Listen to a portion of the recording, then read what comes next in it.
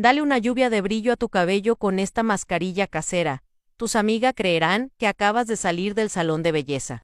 Para iniciar vamos a necesitar una cucharada de fécula de maíz y una taza de agua. Vamos a mezclar perfectamente y llevaremos a fuego bajo hasta obtener una mezcla cremosa.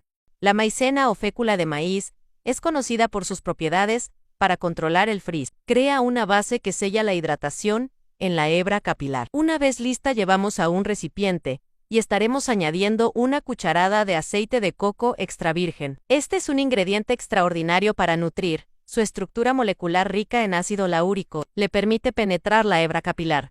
Esto significa que hidrata y fortalece el cabello desde el interior reparando el daño. En conjunto suavizan la capa exterior del cabello, haciéndolo lucir más alineado, manejable y con un brillo notable. Ayudan a reducir la pérdida de proteínas del cabello, lo que fortalece la hebra y evita puntas abiertas. Aplica en todo tu cabello limpio y húmedo, deja actuar 45 minutos y enjuaga con abundante agua. Somos Proyecto Rapunzel.